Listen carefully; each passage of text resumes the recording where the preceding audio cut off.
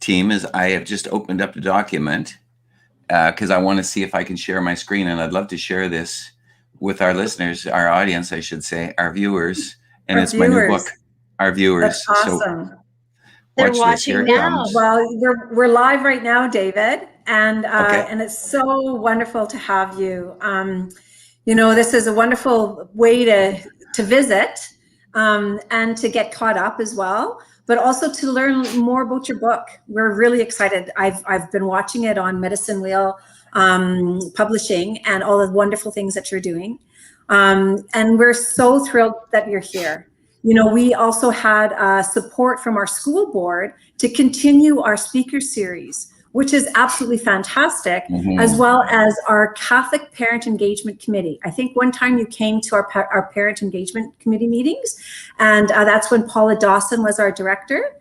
And, I do remember that, you bet. Right? And then you gave her a little hug and the whole bit, right? And I don't remember the hug, but I remember the food.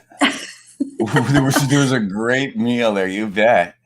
Yeah, and so we're so thrilled because this is becoming just like you've kind of had to reinvent certain things, right? And so just like us, we've reinvented certain things as well. But man, oh man, the response that we're getting, right, Jody? The response that we're getting from our speaker series, from different people that are coming on, that are coming forward and saying to Jody, we want to have a space too. Can we come on? And so this is where we're just kind of so thrilled that we're having so many wonderful opportunities. But again, thank you so much for joining us, David. I know it's a big time change over in BC. I made sure that I told him the other day, like, it's 9 o'clock your time. You're making me sound awfully lazy. I mean, if you're not up and ready to go at 9 o'clock, you cut your arm off and feed it to the cat. I know. But welcome, David.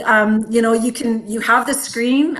We're gonna step away from the screen, and we'll be behind there though, supporting you if you need anything for us. But welcome. You've got an hour and a half, and I know that we've got people from right across our school board and even our followers, our viewers that are viewing Grandmother's Voice on a regular basis. So welcome, everybody. We're talking about parents mainly, are we then, Sherry? No, it's probably going to be a few parents, but mostly students. And just our viewers that come and support us every single time that we're on. So you have a mixture of students and adults, but probably mostly adults.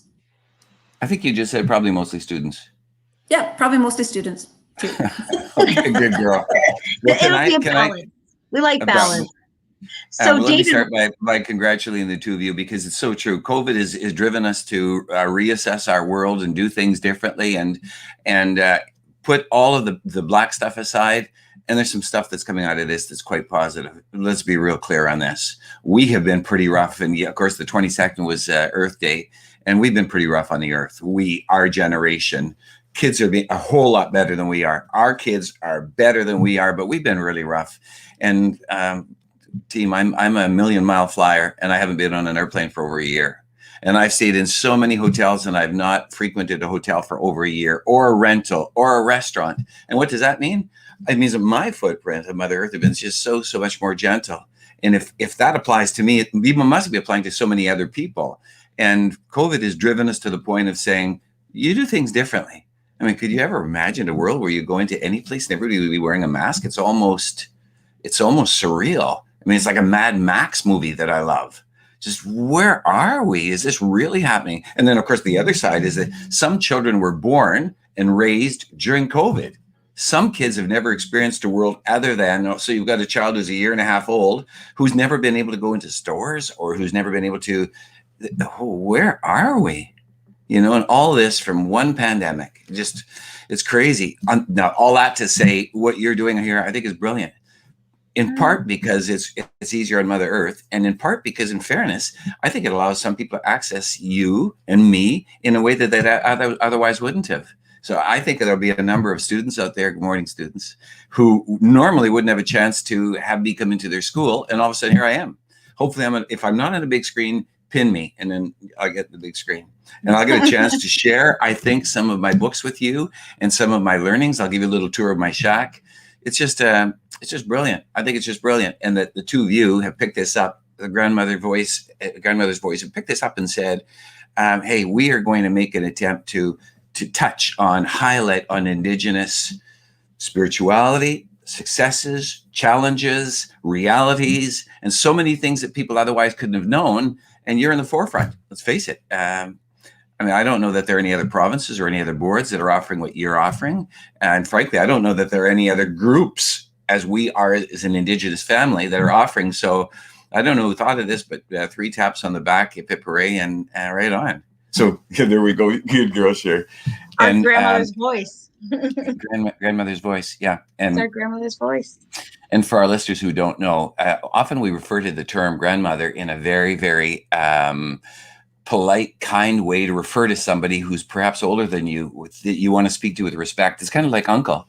Often I find myself working on a res and somebody would say, excuse me, uncle. And I've gotten into that habit now that whenever I see my neighbor's dog, I go by and I say, hey, Daisy, come see uncle. And I use it. I know. Oh, and for the Catholics, this is a riot. Can you see this? This here is a crucifix that I picked up in Paris, and I didn't buy it because I'm Catholic, though I'm a Catholic. I bought it because it's a really beautiful piece of jewelry, and you can unscrew it. And the day I bought it, I put a piece of Victoria's hair in here and a piece of Vicky's hair in here, and I carry them close to my heart. Well, on one particular day, I was in a school, and I don't know where, and it wasn't that long ago, maybe a couple of years ago. I was wearing a black T-shirt and this cross, and some high school kid walked by me and said, "Good morning, Father." Very quickly, of course, I tucked it in. What could you say to that? Anyway, so I guess what I wanted to make real clear is that this is an incredible opportunity that we're taking and we're making the best use of. COVID is a disaster. It's just a really very, very terrible pandemic, and it's cost so many families so much hurt and so much.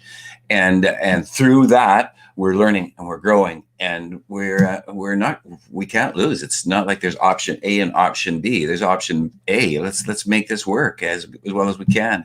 So I, like others, have had my shots, and I believe in shots. And I know that there are people who don't, and I don't understand that. I really don't. But again, it's a learning experience for me to see how that can possibly be happening. And so all that to say, why don't we get started? And what I want to make sure before we do anything else is that I can share my screen. What I've done, I think, on my screen, I've got a book, and I'd love to share my new book with you because we launched it on the 22nd of the month. It was Earth Day, and the book very, very much deals with the earth. So I'd like to start by sharing that one, and then then there'll be another if I can do that later. So let me go to. I'm just going to go down to where it says share. And if I hit that, it says share screen. And when I hit share screen, it says screen sharing, easiest 2 monitors. Don't you these tips? Okay, just share screen. Come on, don't give me the tips. And I look there, and I don't see my book there. And I'm not really sure why, because it was on my... Oh, you know what I think it is then, team? I think it may well be because we're on a Google type of program, isn't it? Jody, you're going to have to help me through this. And if we are in a Google type of program, then I think what I have to do is I have to load it through, when I load it, I have to load it through my help. Yes. Okay. So are you on a Mac? No, not at all. I'm on an IBM based on a Windows. Okay, so you should be able to share your screen, and then it should say share screen. Yeah. And then you have options to the entire screen window, and then it says here screen sharing is easiest in 2 monitors. It works best on a good computer, and my computer's not bad. And some screens will let you share the audio. Okay, follow these steps. Yeah. So when I say share screen, period, there it says entire stream, Chrome tab, window. Do I go to window? So go to entire screen. Okay, I'm on entire screen. And then highlight it. And then press share or press both highlight, tap in the middle. And did it highlight it? No. When I go to entire screen, wants to share the contents of your screen, and I say share. Yes. And what I get there is. There you go. I see you. You see it? Okay. So don't show this tip again. Okay, I got it. And so what? Go find your, you have to find your you have to find your document. Can you hear me? Oh, I get you. So it's so go down. Here Yep, it is, go right down. Here. Yeah, can you? You might even have to go That's right my down to the document bottom. there. Go right to the bottom of your Whoa. to your Can you see what I see? Yeah. Can you hear me okay? Yeah. So it should be on the bottom of So how your. about Can you go to the bottom now? Exit. Can you exit that? Yeah, I am going to exit that because whoa. Do you see what I see? Yeah. Okay, now there. Okay, hey, let's do that again. Okay. So try it again. Let's do that. But what you'll do is go to the very bottom. You can screen. Yep, share screen. Do everything you just did, and then go to the very bottom of. Don't go inside that square. Don't go inside that square. I get it. Right. Go to the bottom where you're where you would normally open it on your and toolbar. I'm there now. Yep, I'm there now. Do you see it? No, you have to do everything you did the same way, but keep that open. Keep that tab open. Okay. Now go back into us where we are. Go back to where we are and share like you did the last time. And what did I do to share the last time? You pressed share. There's a share with a screen and a square. This is wonderful, wonderful for all of you who've never used StreamYard. They're having a wonderful tutorial by David Bouchard. Okay, so get ready. Can we try this now? I'm gonna let you in, and you're gonna go to to my document. I don't know. I keep getting these multiple screens. No, you tap on your screen that you shared. There you go. Is that what you wanted to share? Now? Can you see it? I don't know. What can you see? All I can see is my book. Is that what you wanted? Yes. Is that so? You can't. Does it say meet your family? Yes. Everything is there. Okay. You just can't see yourself. We can see you. Oh, that's a frightening thought. Okay, watch this. So what I want to do then is I want to say full screen, and I'm assuming you'll get the full screen mode. Yep. And let's see. And you'll still be on the side. Yep. Everyone can still see you as you talk. You just can't see yourself talking. Even better. And so Sherry and I will leave the room so that this can be your show. Okay. Well, let's go ahead and do this. And if I said, Jody, would you reappear? Yeah. Yes, I can. Okay. Just like a genie. Well, you don't go away because you know that I'm going to run into some technical problem, and I want you to be there.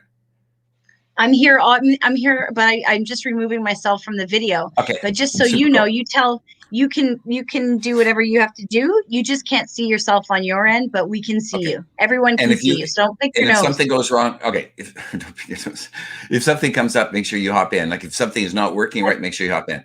For sure, we're here. Okay, let me get started. All right. Okay, Halton and Milton and all that big part of Ontario. I know you well. Sherry has had me in on countless occasions that I've visited so many of your schools. And so I feel right at home here with you. And I get some chance to share some learnings and some experiences with you. And because I know there are students, I get a chance to share my new book with you, some learnings that pertain to Catholicism and to Christianity and to something deeper and more spiritual. I think it's the combination of all of these things.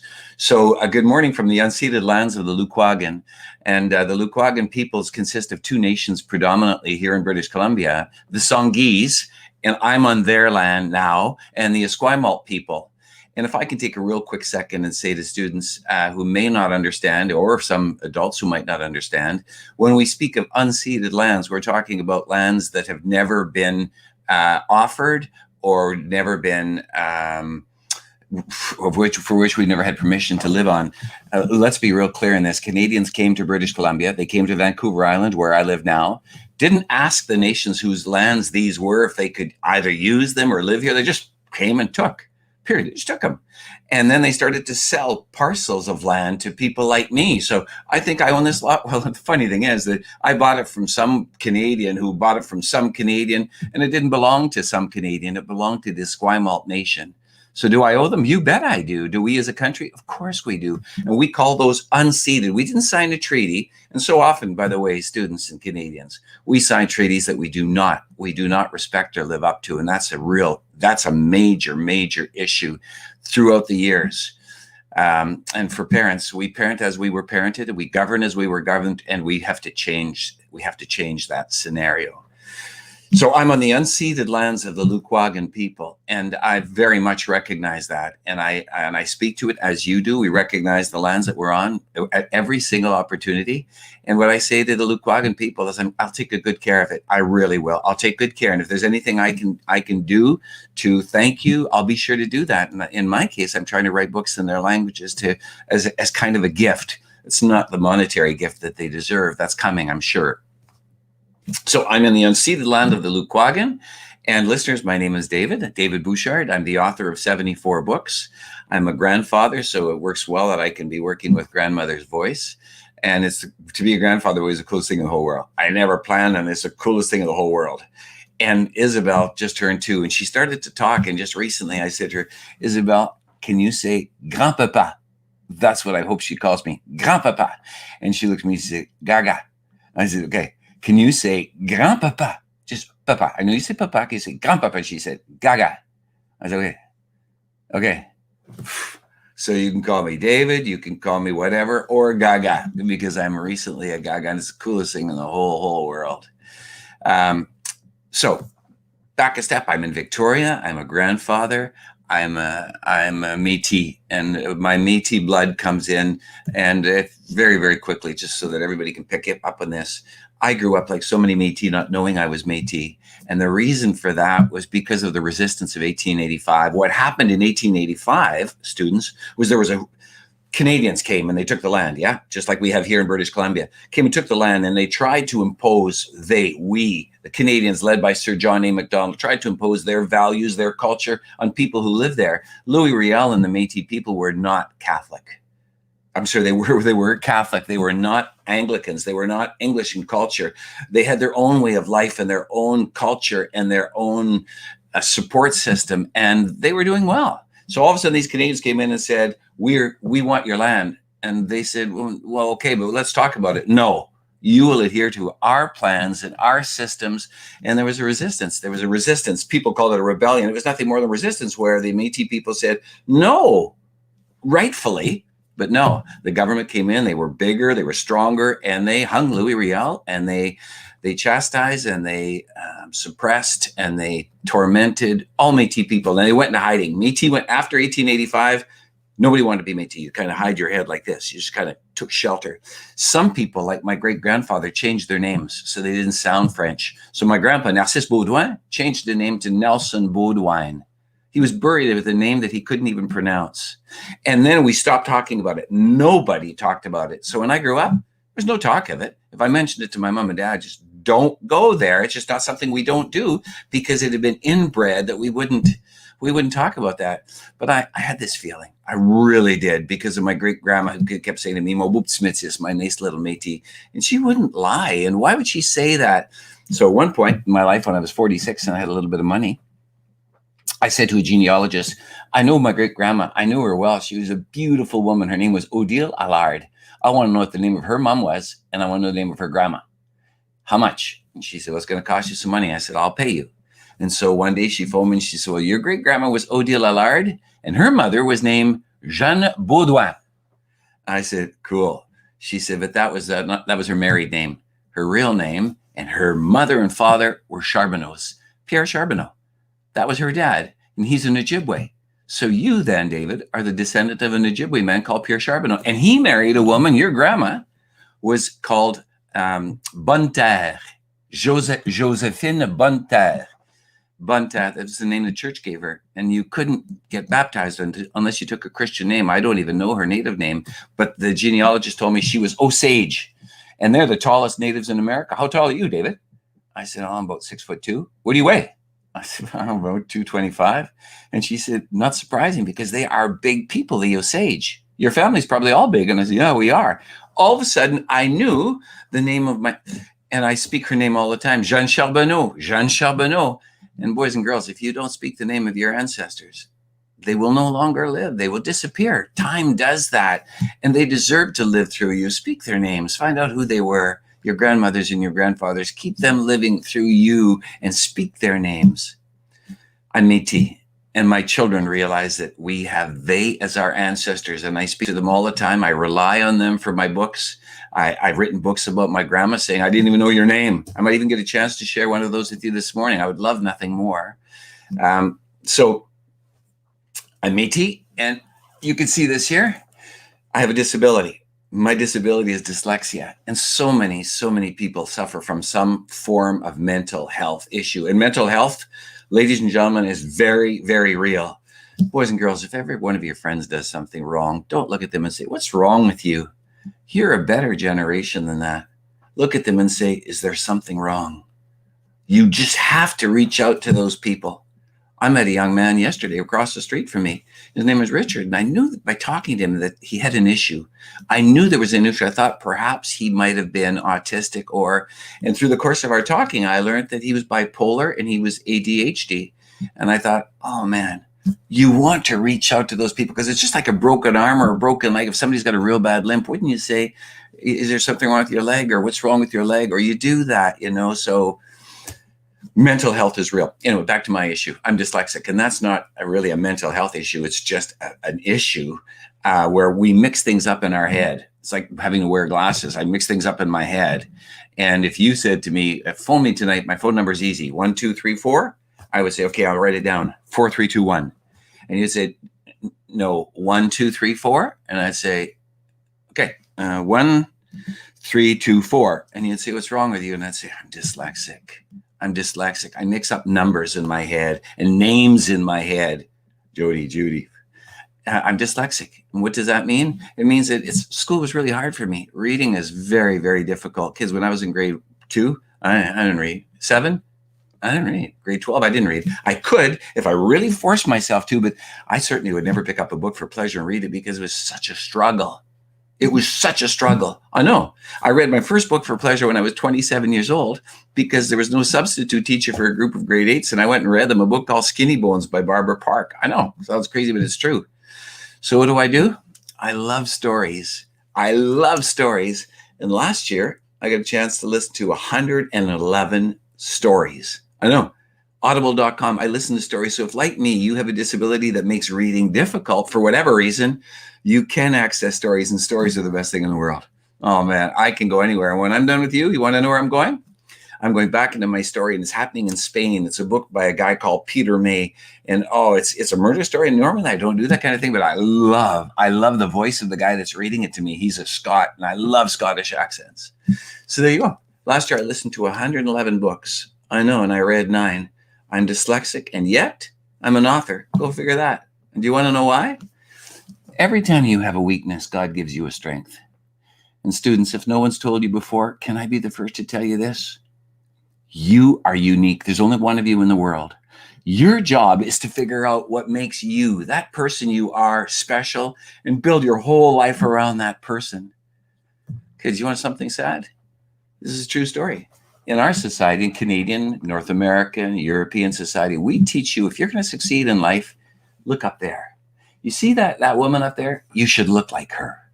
And if you're a woman, you might say, but I'm not built anything like her. Well, you can change that. There are ways. And you see that man up there, boys, you should dress like him. And you might say, well, oh man, he's wearing really expensive clothes. I could never afford that. Well, you've got to work toward that. You have to try to achieve that look. And you see that Mercedes? No, the BMW? That's what you drive. And that is the definition. Oh, and see that house with 2 double car garage? Try for the triple car garage, and that is success. And I'm here to tell you today, that's not where you should be looking. Kids, don't look up there. Don't. We're telling you the wrong thing. Look down. Look within. Right inside. There is something special that you have that nobody else has. You have to figure out what that is and then build your whole life around the gift that God gave you. It's true. And we don't teach you to do that. Instead, we say, let's build your life around that. So here's the curriculum. And in order to get there, you have to succeed in these areas. And I'm here to tell you, that's not what you want to do. Build on the gift that you've been given, and you'll be happy. You might get rich, but you might not. You might be famous, and you might not. But you just might. And I promise you this, when you're older, you'll look down and you'll say, nah, I did good. You ready for the true story? You don't know what my gift was from Creator? Talking. I know. Talking. That's the gift that God gave me. Gave me the gift of talking. And was it a gift when I was 4 years old? No. Do you want to know what my kindergarten teacher said to me? She said, Bouchard, veux-tu te taire? And that means, Bouchard, do you want to stop talking? I was 4 years old. And I said, no, ma sœur. Oh, man, did I get in trouble. In grade 4, my teacher looked at me and said, Bouchard, tais-toi. That means stop talking. And that's pretty severe. And then in grade 9, Père Desjardins looked at me and said, Bouchard, ta gueule, which means, Bouchard, your mouth. But it's not the mouth of a person. It's the mouth of an animal. And I looked at him and I said, think you're my hero. Wow. Not one person ever told me that I was born a storyteller. That Creator, my Creator, made me a raven. He gave me the gift of raven, the gift of storyteller. Not one person told me. I was 46 years old when I figured it out. I was a principal of a school in West Vancouver, and I went home and I said, Vicky, I know what gift God gave me. And she said, what is it? I said, I'm a storyteller. I just like telling people about the world. When something excites me, I'm just so anxious to share it. I am a storyteller. In French, we say raconteur. And she said, well, it's true, David. You tell some nice stories. And when you retire in 5 years, you can tell all the stories you want to tell. And I said, I just quit my job. I just went to the superintendent and the director's office. And they said, I quit. I'm doing the wrong job. God made me a storyteller. Honest to goodness, that was 20 years ago. And do you want to know what I've done for the last 20 years? I've used the gift that God has given me. It's the coolest thing in the world. I'm a storyteller. And you know already what you are. You don't have to be 40 or 50 or 60 years old to figure it out. You know what you are. If you like dancing, you're a dancer. If you're good with animals, then you should spend your life working with animals, or old people or young people. If you're technologically advanced, I don't mean they like to play video games. Everybody likes to play video games. But if you're really good with technology, that's where we should use that skill. God has given, and we have the right, you have the right, whether you're an adult or a student, to walk in front of a mirror and say, I love you. There's only one of you. I know you're unique. Yeah, I know you're not too skinny, not too fat, not too tall, not too short. You're perfect. And I'm so honored to be you. There. You do. You have that right. I know. All right. I'm on a bit of a roll. And why don't you let me share a book with you, and then I'll come back to my bit of a roll. Okay. This is super cool because it's not very often I had a chance to do this. The book, and if there's any teachers out there that are interested, if you go to Medicine Wheel Education online and you pre-order one copy of this book, they'll put you in for a draw where you can win an entire classroom set of the next book that I'm going to read to you, and it's called Meet Your Family. It's called We Learn from the Sun. So for now, this is how this goes. Students, do you ever wonder how an author writes, where we come from or where we get our ideas from? And I know you do. I know you do. Well, I'm asleep in bed. This is about maybe a year ago. And all of a sudden, my grandmother, my Kokum, speaks to me. She comes to me at night when I'm sleeping. And by the way, this is the truth. I'm not making that up. That's the truth. That is the truth. And whether or not you know it, you didn't only inherit the color of your hair and your eyes from your grandmother. You inherited memories. They live in your DNA. They're there. She lives within you. And sometimes you look at something and say, you know, I don't know why this draws me. Or I don't know. I'll tell you what it is. It's your grandmother saying to you, sweetie, oh, I remember that. She speaks through you, but we Canadians are not taught to go there. Well, obviously some Canadians are. The Haudenosaunee are wonderful for that. Certain nations really, really dwell on those dreams, and we try to bring them back, and we try to activate those memories so that our grandmothers can direct us. Grandmother's voice. Okay. So I wake up at 4 a.m. and I realize that wherever I go in the world, and this is true, I've been to China, I've been to India twice, I've been to Africa, I go to Paris every year. I travel all over the world, and everyone refers to the earth as Mother Earth. You've heard that, Mother Earth. I thought, do they really know why we call her Mother Earth? And if she's your mother, who's your father? Who's your grandfather?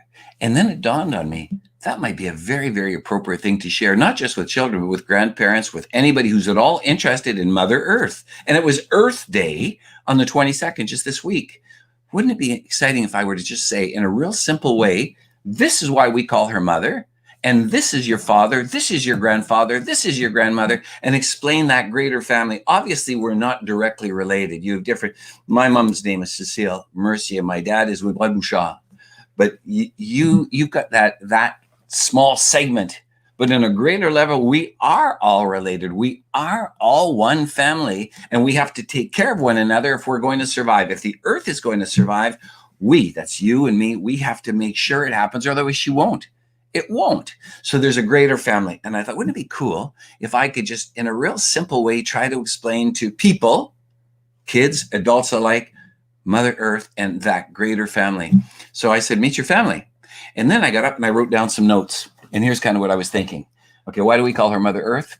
For you, if you haven't figured it out yet, you come from her and so do I. Yeah, if she weren't there, I wouldn't be here. If the earth weren't there, you wouldn't be here. If the earth weren't there, my dog George wouldn't be here. We all come from her. And if she wasn't there, we wouldn't be here, period. So she gives me life. And when I die, I go back to her. I know that. The Bible, dust to dust, ashes to ashes. We know that. Okay. I go back to Mother Earth. So I come from her and I go back to her. That's why I call her my mother. And that's everywhere in the world, kids. They all call her Mother Earth. India, France, China. She's Mother Earth. She's my mother. Who's my father? Well, think about it. My body came from Mother Earth and I needed air. And I got it from my father. So I say, Mother Earth, Father Sky. He's my father. The sky is my father. And where does he get his power, his energy from? He gets his energy from his own father. And if his father weren't there, he wouldn't have the power to illuminate all of Mother Earth. Thus, the sun is his father, my grandfather.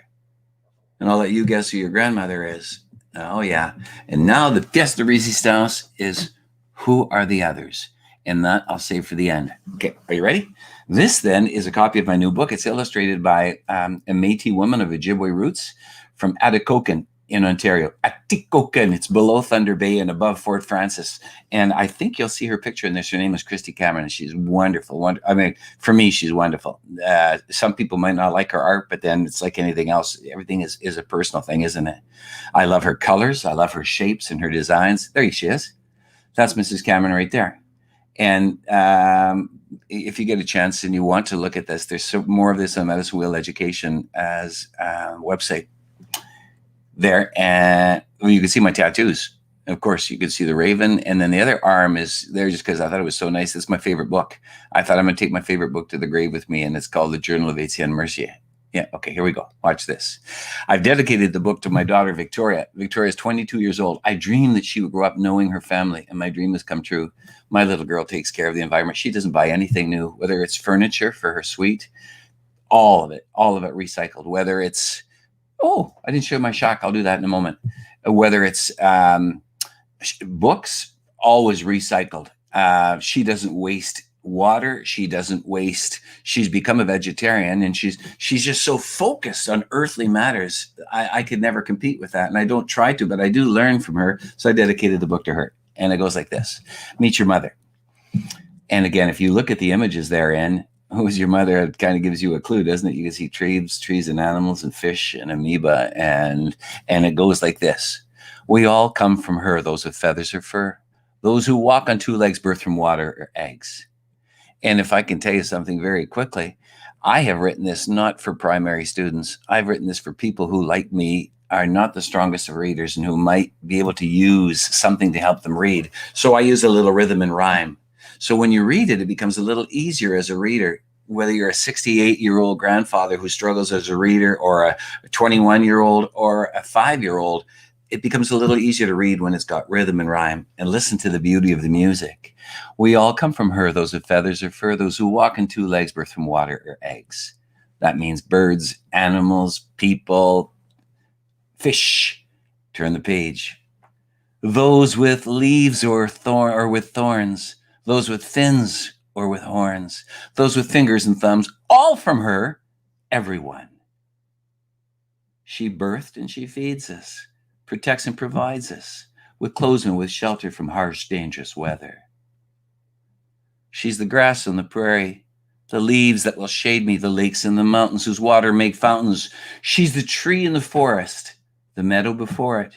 She's where we are from. We're all from her, everyone. Meet your father. And, oh, by the way, the book is in English and in Ojibwe. At the back of the book, there's a little envelope, and you can slide it out, and you can read the book in Ojibwe. And if you're a teacher, there's some links to help you with the language. Look up. You see that blue? He's there looking at you. He's your father, the sky. And if you care to know why, you can see him up there, the guardian who cares, both your father and mine. He's been for all time. He's the giver of breath from your time in the nest. He's the bringer of light from the darkness of night. Mother Earth, Father Sky. Turn the page, and obviously, your grandfather, you can see him up there. And I've got a book coming up that I'll share with you shortly about grandfather teachings and about how you can learn just following his trajectory through the sky. Meet your grandfather. We learn from the sun. He makes learning fun, shows us just how to live, when to take, when to give. He warms up our mother, empowers our father, provides us each day with a safe place to play.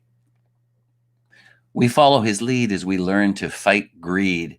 Watch him move through the sky, learning how, when, and why. And we watch him go round from our place on the ground. It's from him up above that we learn the most important lesson. It's the lesson how to love. And if I haven't said it before, whether you're a student or whether you're a parent or a teacher, or it matters not, that's the most important thing of the learnings of the 7 sacred teachings. It's love. And if you can't learn to love what Creator has given you, you'll never love anyone else. You have to install that within, and then you have to make sure that we share that learning. So parents, you make sure that your students, that your children, teachers, your students, parents, your children, learn how special they are. You make sure that they feel loved, that they learn how to love themselves. Your grandfather. And now, meet your grandmother. Now you know who she is. If your grandfather's son, we say Mother Earth, Father Sky, grandfather's son, obviously grandmother Moon. And there's some learnings to be made here. She's there every night up there in full sight. And by the way, if anybody see the moon last night? Oh, it was so spectacular. She's there every night up there in full sight. She lights up the way until night turns to day. She cares for our father and provides for our mother. Through her comes rebirth, a new life to the earth. And without getting too heavy, let me share with you the fact that the moon, our grandmother, provides the femininity, the feminine qualities that Mother Earth needs to continually give us birth, rebirth in the earth. And it comes through that relationship. She's so important. And although I can't see her back, they see me. There are 13 grandmothers on the back of Grandmother Moon. 13 grandmothers there who were there to advise you, direct you. You just have to know they're there and call on them from time to time and trust them always. And although I can't see her back, they see me. Been there for all time, mine and yours, yours and mine. And finally, to help us keep track, use Turtle's back. The shapes there will show what should come or should go. There are 13 squares on the back of Turtle. And for eons, countless civilizations have used them to tell the weather, as calendars, it's just a phenomenon that is almost hard to understand. Thus, Turtle Island is such a key part of our culture. Mother Earth, Father Sky, Grandmother Sun, and what did I say? Grandfather Sun, Grandmother Moon. And now comes the pièce de résistance. When my mom and dad died, I thought, okay, I understand, ashes to ashes, dust to dust, back to Mother Earth. But what about their soul? What about their spirit? Where did they go? And then it dawned on me. Of course, they're always there, aren't they? They are. They're right there. And I looked up at the stars and I said, Mama, I know you're there, and Dad, Grandma, and Grandpa, and all of my ancestors, and someday I guess I'll be there. Where is my soul going? To heaven, and here's what it looked like to me. Look back at the sky for truth. You know why. You've learned from the sun that all of us, we are one. The earth is your mother, the tree is your brother, so too are the swimmers, the lakes and the rivers, the birds in the sky, the worm, the fly, four-leggeds and snakes, the fish in the lakes. Now, look back at the stars. You know who they are? Our relations. Look down at those of us still on the ground. And very quickly, I'm going to stop sharing and I'll get back to I think it'll get back to my main screen. Get out of that. And I'll put that away as well. Voila. It's super cool. And I don't even have to ask you if you like it because I know it fills a need and it has a space. And for me as an author, just the coolest thing in the world to be able to share that with you as the book is released. It's being released on May the 1st, and you now already pre-seen it. So if anybody's interested, make sure you check them out. Medicine Wheel Education, the publisher here in Victoria. And they've got some really neat contests going on. And as you heard me say, if you pre-order one of the books, you can win 30 copies of We Learn from the Sun, and I'll show you that momentarily. Okay. Let me take a second and break up the monotony of this with a little look at my shack. And this is the coolest. I'm from Saskatchewan. So when people say, where are you from? I say, oh, I'm from Saskatchewan. Oh yeah, where do you live? I live in Victoria. I thought you said you're from Saskatchewan. Yeah, I am. Once a prairie boy, always a prairie boy. And so some of the residuals of having grown up in Saskatchewan make me who I am. Right now, I wake up and I hear every morning, ow, ow, ow. There are sea lions right outside my window in the ocean right there. And there are the mountains. And yet that's not what I live for. For me, give me that wide prairie, that big view. Or when I fly over Medicine Hat and I see the gully and the golds and the colors, and that's my home and that's my heart and that's my ancestors, period. But I'm in a real funky place. I've got to say, I've had enough winters. At 42, I thought these winters are going to kill me, and they would have. So here I live now, where we go and get snow and it's flowers and it's crazy. And so Vicki and I just recently bought this old house, and I need a place to spend time with you. This is what I now have been doing for the last year. I don't do what I normally do, tour schools and tour countries. And so I sit in my shack. I call it a shack because I'm too old to call it a man cave. So it's a shack or a shed because I'm from Saskatchewan. And I built this. It was an old garage. There was holes in the ceiling and the cement floor, and it was just kind of hanging in. And I thought, this is going to be my office. And this is my shack. If I go up to the ceiling, what do you see? It's called shiplap. Shiplap. Where did I get it? I got it from an old house that was being torn down up island. Oh no, I built my entire office, my entire shack out of recycled material. Okay, you see that chandelier? I know, it's very, very cool. Well, I don't have one. I have two. I know. I got them at a place called Restore, and it's where you donate stuff to help animals in need. And they were like dirt cheap, $100 each. I know, crazy. Watch here. So now if you look down at the bookshelves, my books at the back, that cabinet you see there is made out of recycled oak. And that's the most expensive thing in my shack. It's from England. And then on the side, the bookshelves you see, well, the bookshelves are all recycled product, and they're filled with flutes. Of course, I'll show you my flute, and chess sets and toy soldiers and a fiddle from the Métis settlement, Buffalo Lake. I know. I collect stuff. I know when I was a kid, I collected hockey cards and stuff, and now I collect stuff. I know you wouldn't want to be married to me. Let's not go there.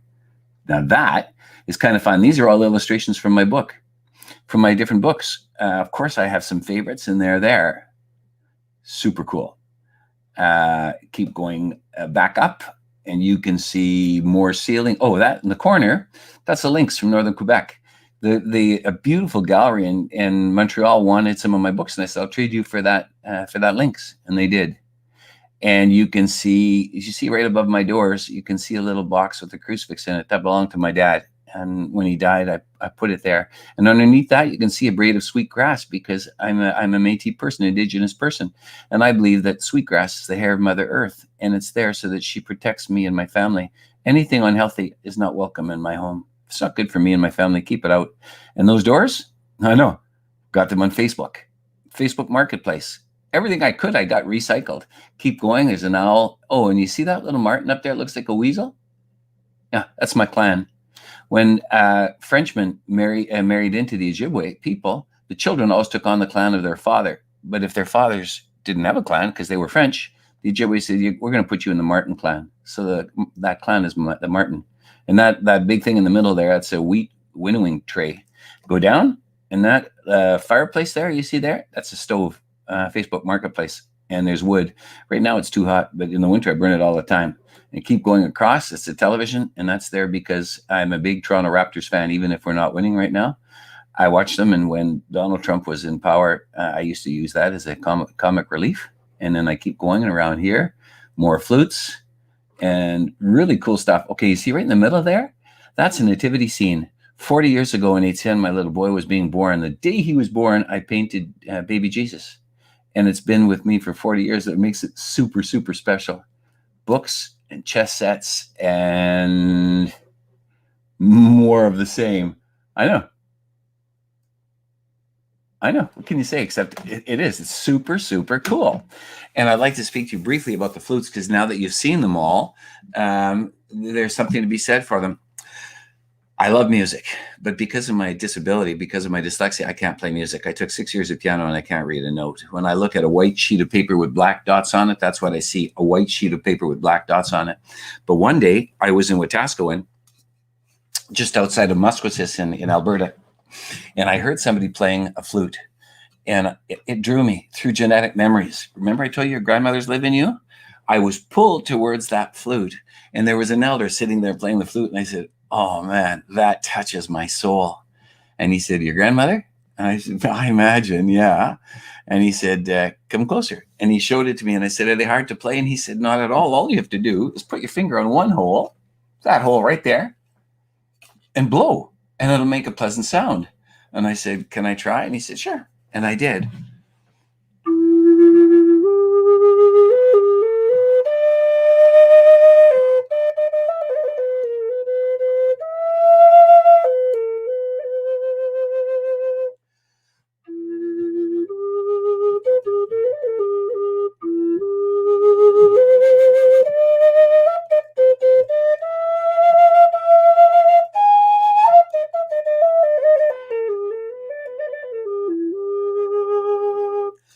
I know. And I expect some of you are clapping, and that's cool. You don't have to be. It's just, for me, as a man who can't read music, to be able to make that happen, that's the coolest thing in the world. It is so, so awesome. I mean, I can play songs that you might recognize. This, students, is my favorite book of all times.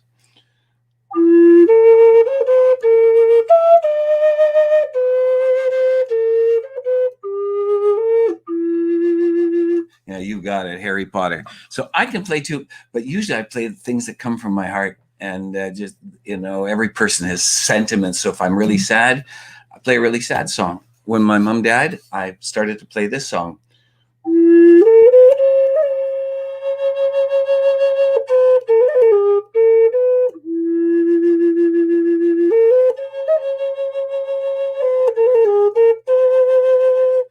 On the other hand, there are happier songs.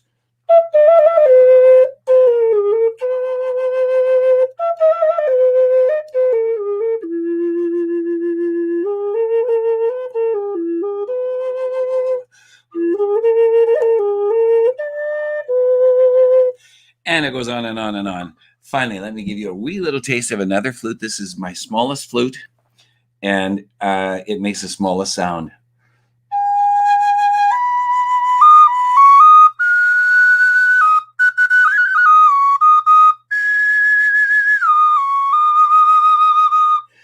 I know for a fact, some of the audience that are viewing this are thinking, okay, those flutes are awesome, David. Where do you get them? Okay, this is it. It's a bit of a secret. You have to wait till the moon is full. Last night would have been a perfect time. When the moon is full, sometime after about 3 a.m., you get these from a place beyond the clouds. It's a spiritual place beyond the clouds. You have to be clean of mind and of spirit, and then you get them on eBay. I know. You can get a lot of flutes on eBay, but I can do better than that. If anybody's at all interested, zap me an email, period. David Bouchard is just easy. Just look on the internet. I'm all over the place. Just zap me an email, and I'll put you in touch with Muckwa, the fellow that made this flute, of course. Muckwa, Steve Rensnick, is an amazing talent. He lives just north of Toronto, and they're not expensive, and they come with a booklet called Native Flutes for Dummies. I wrote it. So if you're interested in these flutes, for heaven's sakes, for $200, wow. If I was a teacher, I'd never teach again with anyone. I play them for kindergartens, got them. Grade 12s, got them. Teachers conference, got them. They're just so effective. My flutes. A bit of some stories on some of the books, some of the collectibles. And now I want to get back to where I was a couple of minutes ago, and then I'd like to share another book with you. Let's see, it's 9:52. Yeah. That's my time, of course. So I see I still have time, easy enough time for another book. So I'd like to line one up and do that with you. But before I do that, I want to make sure that I was real clear on a couple things. And the first thing is this one: mental health is real. I'm sure you heard me say that earlier. Mental health is real. Whatever you do, please, boys and girls, understand that. Students, you are the best generation the world has ever known. You have to understand that as well. If no one's ever told you before, when people say to me, what hope do you see for the future? I always say, those kids, come and meet those kids with me. Come on at any school, meet those kids with me. That's my hope for the future. No, really, Really, it really is. I mean, I don't trust our generation. We do what we do for money. We do. We are driven by the seventh deceiver, and it's called greed. And the seventh sacred teaching, students, is love. We have to redirect ourselves away from greed towards love. And as Catholics, we refer to those as the seven cardinal sins. Period. Greed, lust, envy, da, da, da, da, da, da. We know them as Indigenous people as the seven deceivers, voices that come to us in the night. And they say to us, hey, you're better than him. Or, hey, maybe you'd like to spend some time with your neighbor's girlfriend. Or maybe all of those deceivers, which is why we as Indigenous people use the dream catcher. I hang that outside of my window, and those voices will get stuck in my dream catcher. I want to keep those away. It's a little bit like the hair of Mother Earth. Just keep those away from me, please. I don't need those deceivers. I want to depend on the seven truths of the seven secret teachings. And I'm going to take you there in the reading that I'll do for you now. I share a book with you now. I wanted you to understand this, students. If no one's told you before, when I was your age, we used to do it, not just me, but everybody. I'd roll down the window of my dad's car before he had electric windows, and I'd take an empty Coke bottle and I'd throw it out the window into the ditch. If we went to A&W, garbage, into the ditch. I wasn't a bad boy.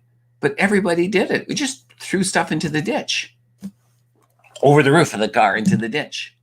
If I did that today, my daughter Victoria would cut my arm off at the elbow and feed it to the dogs. Honestly, you don't do that anymore. You wouldn't do that You wouldn't. When I was your age, I used to see in the parking lot of London Drugs, somebody would open their car door and they'd take an ashtray full of cigarette butts, because back in the day, people smoked like crazy in their cars. I never did. And it used to bother me because I have allergies to smoke, but everybody did it, seemed. They take an ashtray and empty it out right in the middle of the parking lot.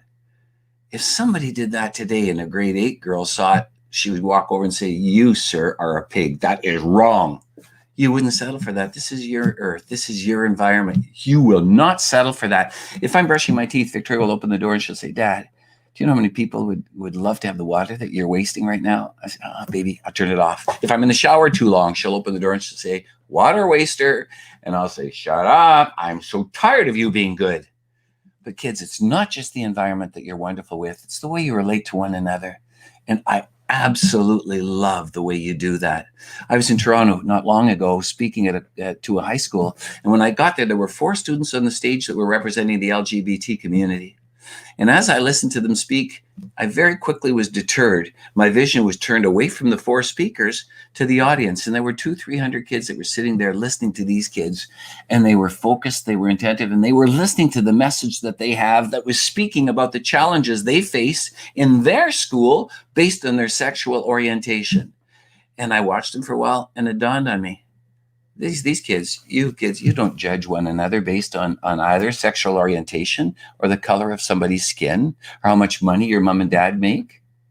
No, you don't, do you? Or on your academic achievement, that person's really smart. No, you look at people for who they are, what they are. And when I left that gym, I looked up to heavenly and I said, Creator, come on, help me be more like these kids. I am so impressed.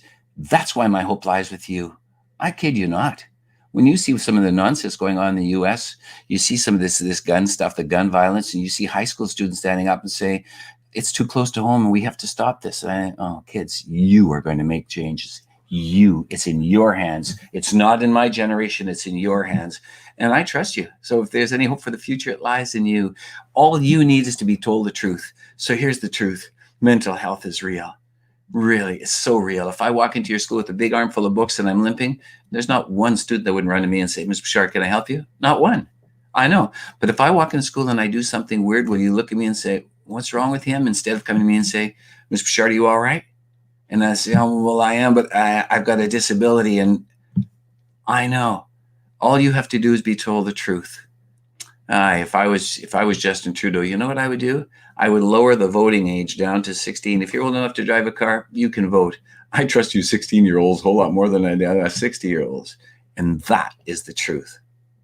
Okay, that was the first message I wanted for you. And the message is this one: mental health is real. You got it? It is real.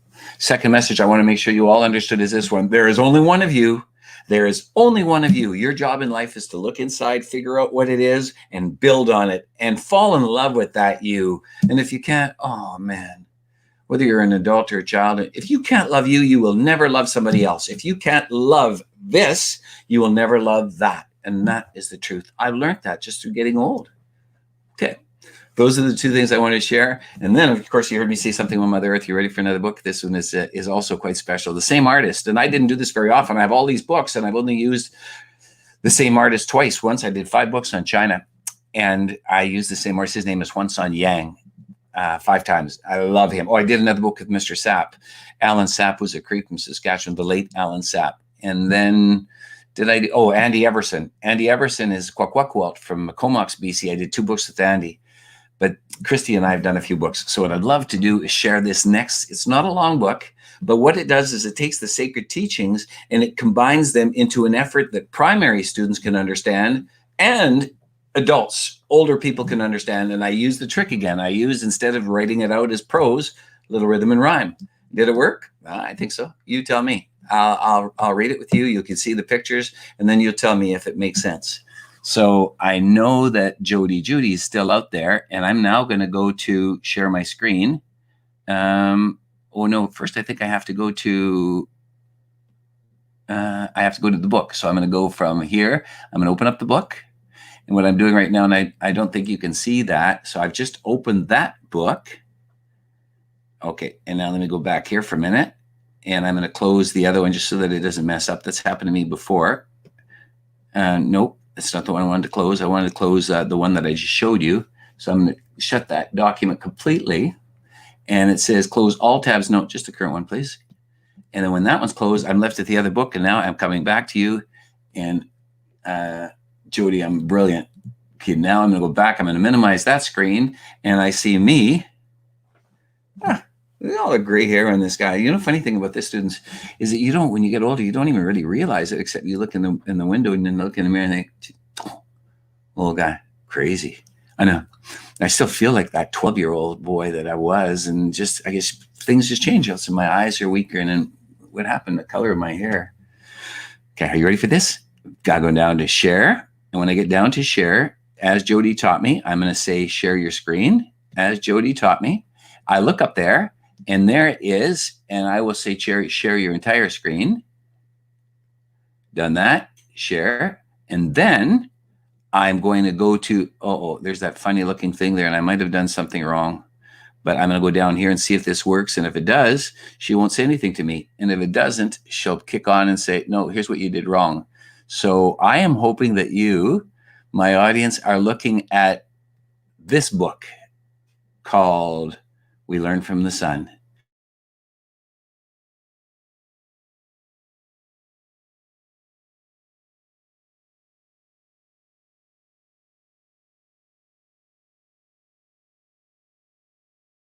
Yeah, that other one, there's a contest. It's super cool. We Learn from the Sun, Christy Cameron. And it goes like this. We learn from the sun every day, and every day I learn from you, David James Manson. Oh, Sherry, you know David, and he's going into surgery tomorrow. This is for you, Ontario. David James Manson is 53 years old. At 4 years old, he was shot in the arm by an RCMP on the reserve. It obviously was an accident, and then the guard dragged him for a mile, and he started to bleed in the brain. And he should have been flown to Vancouver, and they didn't have the money to fly him to Vancouver. So by the time he got to Vancouver to the hospital, the bleeding in his brain was permanent. He spent the next 50 years, 49 years in hospitals, a lot of them mental hospitals, physical hospitals. And I've learned so much from him. We've become really close friends, and I dedicated this book to him, David James Manson, and it goes like this. Okay. By the way, can I start with this? If we're going to tell a story, the ideal way to do it, of course, is sitting in a circle. And why is that? Everything important is in a circle. Come on, you don't have to be an indigenous person to understand the sun is a circle, the moon is a circle, the earth is a circle, the drum is a circle. Our lives, we start and we move in a circular fashion. So it's important. So we're taught how to live, when to take, when to give. From our elders, we learn how the earth and sun turn. All their teachings are clear. All their lessons are dear. They're simple and fun. We just learn from the sun. All their teachings. What teachings? The teachings of the sun and the moon. Just look at them and watch and learn, period. Go outside and look at the sun and learn, period. First, sit in a round with your legs crossed on the ground. That's the best way. When you're sitting in a circle, nobody's ahead of the other. You're all equal, right? When you're in rows, somebody's behind, somebody's in front of, or if you're in a square, sit in a circle. That's the best way. And we place our hands flat on our Mother Earth's back. And if you do it in the summertime, students, put your hands on Mother Earth. I'm not kidding you. Try it someday on a nice hot day. Put your hands on Mother Earth, close your eyes, and you will say, David, I can feel the drum. I can hear a drum. And I'll say, it's not a drum, silly. It's her heartbeat, and it's your heartbeat. They're one and the same. Place your hands flat on your Mother Earth's back. With closed eyes, side by side, and our hearts open wide. We're many, yet we're one. And we're waiting there for the sun, and here it comes. We are small and we're weak. We're like the wolf, yet we're unique. We're humble. It's fun when we learn from the sun. Okay, let's be obvious here. Let's be real clear. When the sun rises and you look at it in the east and you're standing next to me, you'll look at me and you'll say, Mr. Bouchard, it's huge. And I'll say, yep. And you'll say, and I'm so small. And I'll say, yeah, you are. Next to the sun, you are. And you'll say, and it looks so powerful. And I'll say, it is immensely powerful. And you'll say, yeah, like I'm so weak. And I'll say, yes, you are. But don't forget, you're only one of you. There's only one of you. One of you, you are unique. You're weak, but you're unique. All right? Like the wolf. The sun rises each day in the east as we pray. It's huge and it's strong. We're not big. That's wrong. When you look to the east on the medicine wheel, the color is yellow. I learned from the wolf the first of 7 sacred teachings. And what is it? Yeah, you're unique, but you should hang your head like the wolf because in the greater scheme of things, you're very small and you should be humble. And when you were born, you came out of your mother's womb and you said, whoa, it's so big. The first teaching is humility.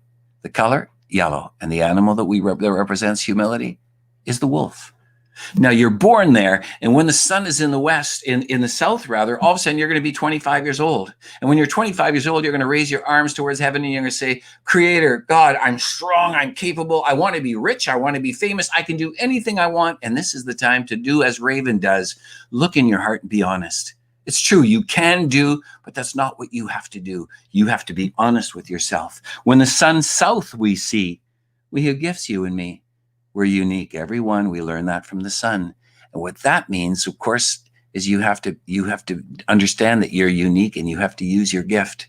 If you're a dancer, you have to dance. If you're a singer, you have to sing. So what I do is I raise my hands towards heaven. I say, Creator, I want all of these things, but more than anything else, God, I want to use the gifts that you've given me. Help me be honest. Help me please see past all of these material things. Help me be honest with myself. What am I?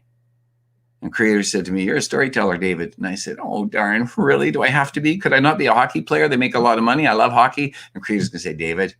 And I said, okay. Now, when the sun, okay, so let's do that again. In the east, the color is yellow. My teacher is the wolf, and the wolf teaches me what? Humility. And when the sun is in the south, the color on the medicine wheel is red. My teacher is Raven, and the Raven teaches me to be honest. Now, when the sun moves to the west, all of a sudden you're 50 years old. Yeah, you are. You've lived 25 years of your life on the gift that God has given you. But you've never stepped on others because you're bigger or richer or stronger. No, you don't. You're like the buffalo. The buffalo runs across the prairie. She doesn't step on little birds or on gophers. She knows she's the biggest, and yet she also knows that in the eyes of God, we're all equal. And kids, it's not just respect for one another, people. It's respect for animals, and it's respect for the landscape and for the oceans. It's respect. When we look to the west, where the sun goes to rest, we are taught to respect from the old to the nest. Can we do it again? The east is yellow. The teacher is wolf. The teaching is humility. When you're 25 years old and the sun is at its peak, we look up there and we see the sun and we say it's red. I look to Raven for honesty. And then when the sun is in the west, it's black on the medicine wheel. I look at buffalo for respect. I didn't live my life stepping on others. I respected others. And now, of course, when the sun goes to the north, what color is the landscape? White. What color is the bear? White. What color is my beard? Of course, it's white. Then we turn to the north and our courage comes forth. Barren landscape or white. We find the strength to do right. And now that I'm older, I have to have the courage of that bear to say, I might get in trouble for what I'm saying here, but I'll say it anyway because I love and I care. And I need that courage to say some of the things that we're doing are wrong. Boys and girls, don't look up there. Look within. And that will anger some, because some parents will say, David, don't tell my children not to look up there. I want them to drive a Mercedes and live in a triple car garage. And I'll say, I know you do. And that would be nice if it works into the gift that they've been given, but don't ask more of your children than they can give. Look at who they are and help them build their lives around the gift that Creator has given them. Can we do it once? Yellow, humility. Wolf, red, honesty. Raven, black, respect. Buffalo. Finally, we look to the north. White bear gives us the courage we need. Those are the 4 directions of the medicine wheel, the 4 sacred colors, the 4 sacred animals that go with them, and the 4 sacred teachings. But there are 3 more.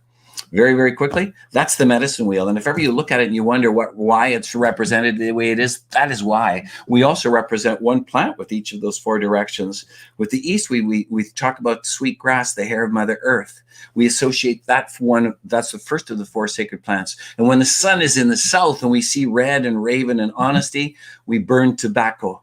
And the tobacco, the most important of the sacred plants, we open that channel towards our Creator, towards God, so we can speak with Creator. And I say, Creator, help me see who I am. Help me be honest. I want to make sure that I haven't made a mistake, because I only have that one life to live properly with you, for you.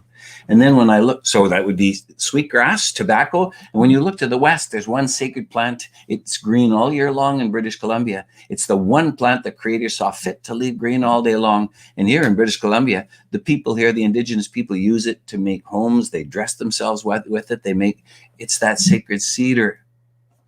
Sweetgrass, tobacco, cedar. And of course, the 4 of the sacred plants that we associate with the north, the one that I use to smudge with before I meet with my Creator, I take off my jewelry and I smudge and I say, Creator, please let my mind be one with yours. Let my eyes only fall upon the things you'd like them to see. Let my words never hurt any of your creations. And let my heart be one with yours, is sage. So the 4 sacred plants then that we as Indigenous people see are sweetgrass, tobacco, cedar, and sage. And that's a little bit of a teaching in its own. Now there are 3 more directions, because in all there are 7 directions, 7 teachings and 7 deceivers. And here are the other 3. Next, we turn our heads high to our Father, the sky, and we hear Beaver advise that we have to be wise. Be wise. Do you know what happens to Beaver? She doesn't use her teeth every day. They'll grow through and she'll die. Are you going to grow old and not use the gift that Creator has given you? Are you? It happens to so many people. We're told to look down. Mother Earth is the ground.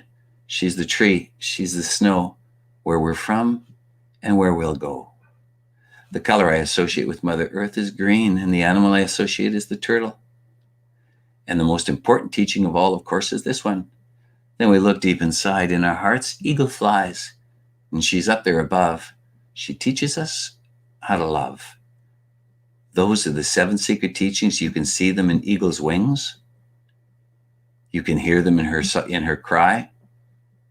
And that is a good way to guide ourselves spiritually. How should I live my life? You should live your life this way. If you can adhere to and learn to accept and live around these teachings, you'll live a good life.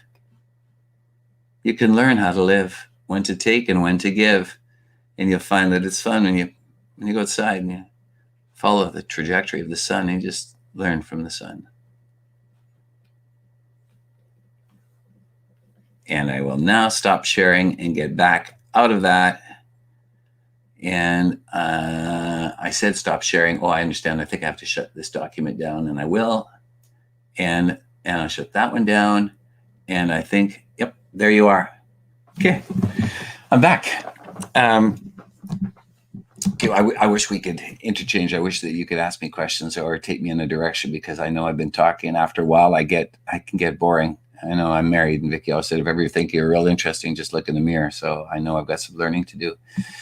If I can, then I'd like to just share a couple more learnings that I have developed just from getting old, and I wouldn't have ever happened on these had I not lived them. So I wanted to share them with you, and I'm not sure which part of my audience this will be applicable to, but I'd like to share the story because I think it's a very, very worthwhile thing that I didn't understand until I lived it.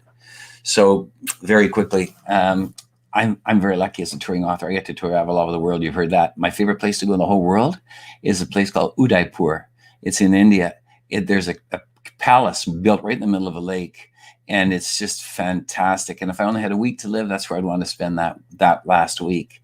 So I travel all over the world. And one of the interesting places that I've been, the most interesting places I've been, is the north of Canada, to our Arctic. In the middle of winter, I went to the third most northerly community in Canada, and it's called Arctic Bay. And before I started that tour, they sent me to the only Arctic community in the Yukon, and it's called Old Crow. And I learned something there. And I want to share this with you. Old Crow has 230 people living in it. So it's a very, very small community. And to get to Old Crow from where I live, I had to go from Victoria to Edmonton, Edmonton to Yellowknife, to Whitehorse. Whitehorse, I flew up to Dawson City to Tukayaktuk, and then I got a little plane and flew over to Old Crow, and it was in February. It was cold. When I landed in Old Crow, it was minus 46, and it felt like minus 57. And when it's that cold, it's just cold. So I got out of my plane, and the 230 people, you can imagine what the airport looked like. This is when an airport, it was like half the size of my shack, and there was a little stove. And I got out, and I was standing by my suitcase. I had kind of a bag in a park. I had mitts, and I was freezing. And a snowmobile pulled up, and a guy jumped off his snowmobile, and he took off his toque, because they all wear masks. Like, you probably have seen those. Tore off his toque, and he said, "Are you the author?" I was the only person there. There's nobody out for 10,000 miles. I looked around. I said, "What do you think?" And he kind of laughed, and he said, "Hey, I'm Danny. I'm Gwich'in." And he put his hand to shake, and I shook his hand. I said, "I'm David. I'm Métis." He said, "Yeah, the administration asked me to bring you a snowmobile. So it's the green one that you see right there." I said, "Okay, Danny, do I need anything, keys or instructions?" He said, "Oh, no, you don't need anything, man. It's broken." And I said, "What do you mean?" He said, "It doesn't work." I said, "Well, how did you get it here?" He said, "We've got 2 trucks in the village." So it's a village with no vehicles, right? Why would you have a car? 230 people. So they've got 2 trucks. I said, "You got it here in the truck?" I said, "Yeah." "Why did you bring it if it doesn't work?" He said, "Because the administration told me to bring you one, and that's the only one I could find." I said, "Okay, have you got a plan B, Danny? Because I'm very cold, and I'm going to die of cold." And he said, "Yeah, I could go get the truck." I said, "Go, please." So 5 minutes later, Danny's back with the truck. I'm in the truck, and we're driving along. And I said, "Danny, are you married with a family?" He said, "Yeah, well, actually, I'm divorced." And I said, "Oh, man, that must be hard in a small town like this to be divorced." And he said, "Well, why's that?" I said, "Well, like, wouldn't you be always on each other's, I don't know, where does your ex-wife live?" He said, "Can you see that white house? She lives there." I said, "Where do you live?" He said, "Right here in the blue one."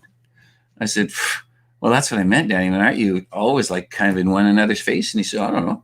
I said, "Forget it. Have you ever had another relationship, like another partner?" He said, "Well, I met a nurse a couple of years ago from Toronto, and oh man, she was really, really nice. And she went and rented us an apartment in Toronto."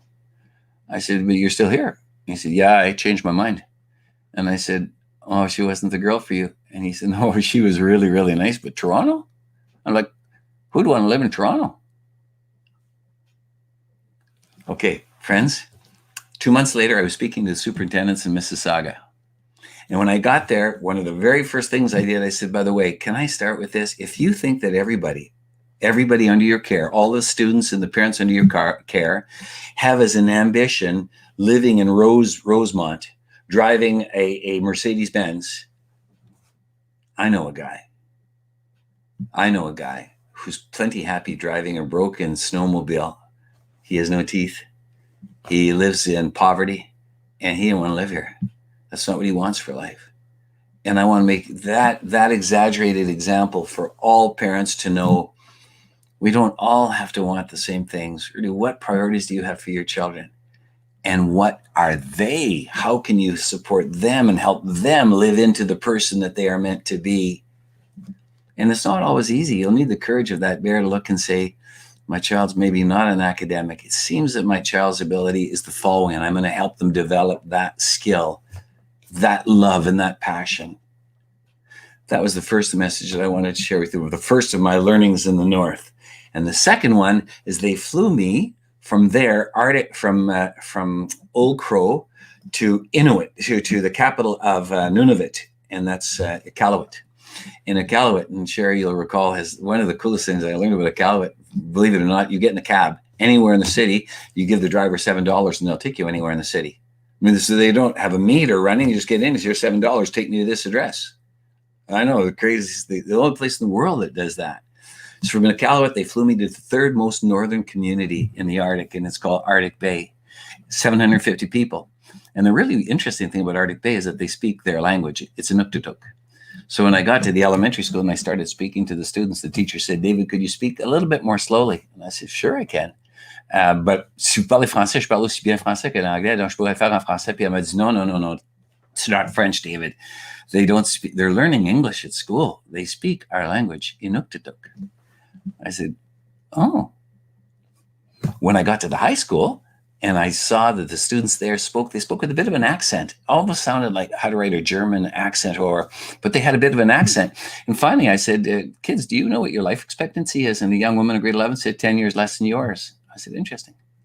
And what about your success rate in school? She said, zero. There's not one of us here that will succeed. And I said, why is that? And she said, Mr. Bouchard, we speak Inuktitut. It's our language. But we have to write English exams from the Alberta curriculum. We write the same exams that they write in Edmonton and in Calgary. And not only is our language different, but we don't understand their lifestyle because you can see we live such a different lifestyle. And I thought, what is wrong with us? What is wrong with us as teachers, as parents, as a country? Why can't we see what we're doing and do things right? But we keep doing, there it is. If you want to achieve that, that's how to get there, period. And it's not right. So I wanted you, parents and teachers and students, to understand that we have a lot of growing to do. We teach the way we were taught, we parent the way we were parented, and it's time that we shake it up a bit and say, no. School should be for all of our students. So I looked at these kids and I said, oh, kids, are any one of you drummers? And they all raised their arms. All the boys drum. So they take this great big drum and and I said, is there anybody who'd like to drum for me? 2 or 3 arms went up. So Vincent, the kid in grade 10, got up and he started to drum. Oh, he was so good. Boom, boom. And as soon as he would find the heartbeat of Mother Earth, he would jump and kind of dance. And it was just remarkable. And a young woman started to sing a song in the background, and it was right out of a movie. And when he stopped, I clapped and I said, Vincent, that was amazing. And he said, thank you, but Ben is better than me. And I said, oh, is he? And all the kids said, yeah, he is. And I said, which one of you is Ben? Grade 12 boy raised his arm, said, yeah, I'm Ben. And I said, Ben, are you better than that? I can dance. I can drum. I said, okay, show me. He got up. I said, okay, I want you 2 boys to listen to me. Maybe your academic marks will not get you into university, but I want to make this perfectly clear. Our universities are changing on a daily basis. Vincent, if when you're 19 years old, you decide that you want a post-secondary education, not everybody wants to go to university, by the way. Let's be real clear with this. Not everybody wants to, not everybody should, period. But if you want a post-secondary education, you pick out any university and go and knock on their door and say, hey, my name is Vincent. I don't have my grade 12 because I'm from the Arctic and we speak Inuktitut and we have to write English exams. But I wanted you to know that I'm a drummer. And I'd like to do a degree in the drum. Part of my degree I'd like to do is building the drum because I was taught by my grandfather how to build a drum. And there's a real art and spiritual reality that goes with that drum. And then part of my degree, I'd like to do the stories because I'd like to go out and talk to the elders in my community. And those stories are all special and they're personal. I want to get their permission to include their stories in my degree. And I'm a performer. I'd like to do part of my degree on the performing of those songs. There's not a university in Canada that won't welcome you. Our universities are growing and they're changing and they're stronger and better than they once were. It's for us as parents to try to guide as teachers, to try to guard as administrators, to try to change the system to include all of our students and then guide them towards whatever means of success they choose to develop. And it doesn't have to be university. Let's be real clear on this. Let's talk about the happiest people in the world. Let's talk about the richest. Hey, tell me, does Wayne Gretzky have a university degree? No. Did he succeed in school? I don't think so. No, I've been to Sault Ste. Marie. I don't think school was for Wayne. And yet, should it have been? I think he should have been supported and rewarded and recognized in high school. If I was his principal, I could tell. I hung up his jersey because they knew when he was playing for the Greyhounds that he was going to be a hit. What about Shania Twain from Timmins? Come on. Was she celebrated in high school? Did she do well in high school? Come on. Michael J. Fox, who quit school in grade 10 so that he could find success where? In Hollywood. we have to recognize that not all of our kids need a university, want a university education. But if they do, and they don't have the academic background for it, how do we help them get in there to pursue those interests? There's a way. There is. Things are changing. It's a different world, and it's a better world than it once was. It is. And why? Because of young people. Our young teachers are just getting stronger and stronger, and they're now able to see that there's some realities. Every once in a while, there's a step back. Every once in a while, there's a step back. And if I haven't said one of the step backs, let me be real clear on this. I don't think the grade 3 students have to be tested for reading skills, period. I don't think that some boys are ready to read in grade 3. And if you label a child a weak reader, you've created a weak reader. There's no hurry for that. And yet we follow the example of the United States. More and more, we want to test them and label them. And ladies and gentlemen, it's wrong. Boys and girls, some of us mature later than others. And boys, we all fit that scheme. And I'm not kidding you. If some little girl in grade 3, you give them a test and say, read this, and the little girl will look at it and say, oh my, the complete writings of William Shakespeare. He's always been one of my favorite authors. Give it to a little boy, he might say, oh man, I don't want to read this right now. Can I go outside and play it, Rob? No, read it. Come on, I don't want. Some of us take longer to mature, and boys tend to fit that descriptor. So what happens, so often it looks like girls are big readers and we boys aren't. You want to know why? Because we were told we're weak readers. I want to make this perfectly clear. To become a reader, it takes 3 things. It takes time. Some kids need more time than others, and I was one of them. My little girl was one of them. Parents, you have to afford your kids the time they need. Do not let these tests that they have to write, they're subjected to in grade 3, ruin their experience as readers or as schools, as children. There's no hurry for that. There's none. Don't listen to what you're hearing from south of the border. Get to them earlier. Teach them to read as 4-year-olds. They'll read when they're ready. They'll walk when they're ready, and they'll talk when they're ready, says Maria Montessori. They need time. They need a hero. They have to see you, their teachers and their parents reading, because if you don't read, don't expect your kids to read, period. Come on, find some books that will please them and you, and they're all over the internet. And the third thing they need is books. If they don't have any books they won't read, you've got to get them books in which they can see themselves. So the books have to include them, and more they're there. And for us as Indigenous people, for the first time in history, we appear in libraries. There's Métis people like me that are writing. There are tons of Indigenous writers that are awesome, appearing every day. You're finding new ones. We lose some, of course, Richard Wagamese that we've lost, and we've gained some others. They're just incredible writers around us. So books have to include kids, and for us as Indigenous students, you have to find books that we see ourselves in. And the second thing is they've got to be accessible to us. Don't give us a book too hard to read if we can't read it. Give us a book that we can read. And the books that I write, I try to make them accessible to all age groups. So the content is not always youth. When they say that I write books for youth, it's not really true. The content can or cannot be. Okay, I sound like a preacher and I want to stop. And I look over at the time and I think it's almost time. And I certainly wanted to get back to my 2 grandmothers and say, is there anything you'd like to add? Should we include ourselves in this screen and see if there's anything that we should wrap this up with? I see Sherry, you look wonderful. And there you are, Jody. So as we finish this last 5 minutes, what have I missed? I don't think anything. You know, like you're always on point every single time that we get together, and you say the things that people want to hear right now. To give people time, we need to have time, and you have to be a role model, right? Like you have to be a reader, if you want your kids to be a reader. Yeah.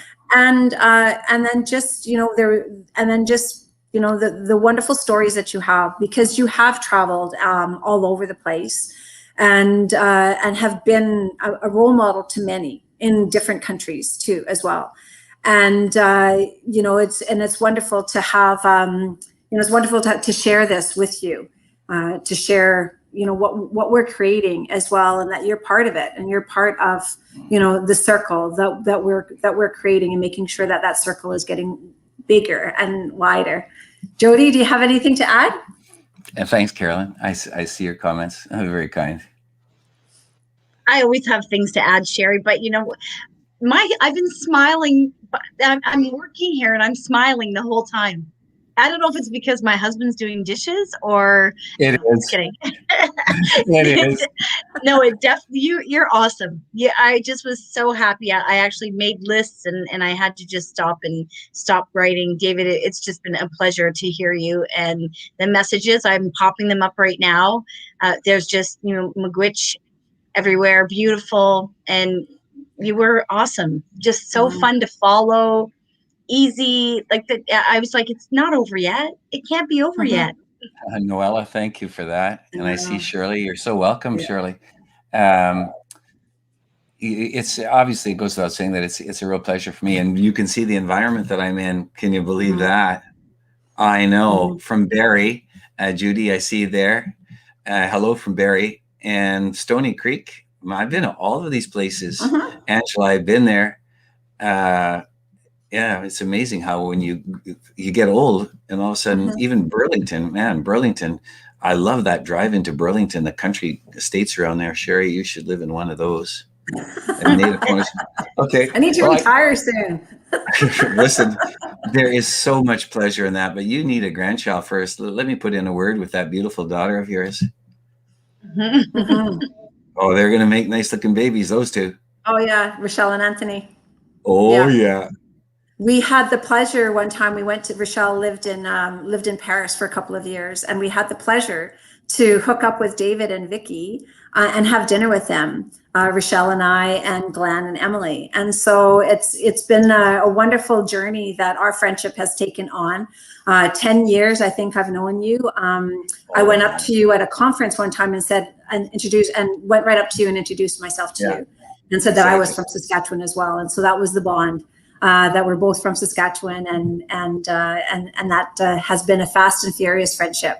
And feeling that I know that I knew you before, and I've mentioned that to you as well, that I knew Vicky. She was so familiar to me when I first met her. So I know her. I know that I've met her in a different time in my passing through the world. But I have one of my flutes here. The flute. I still don't know how to play it, even though I have your book of Flute for Dummies. And so it just sits there. You're right. You just need more time. The problem is that you're a mom, you're a wife, you're a colleague, you're an administrator, an educator, and you have this incredible passion for what you do. So you and Jody have gotten to these incredible journey that you're on. So how do you find time to play a flute? Me, I'm a husband, so I'm kind of useless. You're not quite as good as Jody's, who's in there doing dishes. And I'm a dad and I'm a grandpa, and because there's so few things that I can do. I mean, obviously I talk, I'm a storyteller, but other than that, there's so few things that I can do that when I was able to play that flute, I thought that's so cool. And by the way, I'll say it one last time, if anybody's interested, make sure you reach out. You can either get Steve's name through me or through the grandmother's voice. He makes beautiful flutes. They're not expensive, and they could change your world. Yeah. Yeah, there's a comment here, David, from Paula Rickard. Yep. Hello from Moose Factory, where local taxis are $5 from point to point. LOL. Enjoyed listening to you so much. So their taxis in Moose Factory are cheaper. So you're gonna have to head over there when you're able to travel. I spoke at a conference in Cochrane, one in Moose Factory, and there was a couple of northern spots that had come in, and a young woman came to me after the conference, and I had a few Steve's flutes to sell, and she said, I'd really like one of these flutes. And I said, they're here to sell. And she said, yeah, but I don't have any money. And I said, I can't give it to you. I'm sure they belong to Steve. She said, I got money back home in the res, but I just don't have any here. And I said, well, what about a card? And she said, I don't have a card. I said, oh, well, why don't you just take the flute, and then when you get home, send Steve some money. Okay, I will. So she took the flute, and I handed her Steve's card, and she walked away. And that night I phoned Steve, and I said, Steve, there's a woman in Moose Factory who bought one of your flutes. And he said, oh, wonderful. I said, yeah, but she didn't give any money. I said, that's all right. Did she give you a card number or something? I said, no, she didn't have a card. I said, oh. I said, yeah, so she's going to send you some money. And he said, oh, what's her name? I said, I don't know. He said, oh, okay. This is a true story, and it's a wonderful story because he still has the note on his board where he works at home. And he said about 2 months later, he got a check, in the mail in a letter, and her name was Shelley. And she said, you know, dear Makwa, I'm loving my flute, but you know, I had a real experience and it really rocked my world because it's not the world that I knew. I met a Métis man and he gave me the flute without asking who I was, without any, he just trusted that I'd get you some money. And it's not the world I live in where people trust one another that way. Mm-hmm. And it's just really changed my outlook on life. And it's an experience that I won't forget. So he put that up on his wall and I thought, oh, so Moose Factory, there's go my memories of that conference in Cochrane. Okay, I know you ladies have got to stop. Yes. No, that's awesome. On that, I just wanted to say I tried to look up that website, so I couldn't find it. But we'll definitely have to get that, David, because I know myself. I'd love to get one of those flutes for myself. But you had mentioned mental health several times. Yes, I love that you mentioned that, because next week we are actually the next 2 weeks. We are actually having Dennis Windigo, who is an Indigenous psychotherapist, and we are bringing him into our community actually in Southern Ontario, and he'll be joining us May 3rd on the Monday before Mental Health Week, to really kind of set everyone up, to just share with them how they can prepare themselves for all of the messaging that's going to be shared through our communities and society for the week, and then the following week, when we've had time to listen, to really reflect and go into that place of what do we really do? What do we really collectively do to support each other? I love that message, and thank you from my heart for you to talk about that just telling everyone straight up that it's real, and it's real, and from what Dennis explained to me, because he's just really amazing too, it makes us whole when we understand all of the different elements of ourselves and understand and accept it.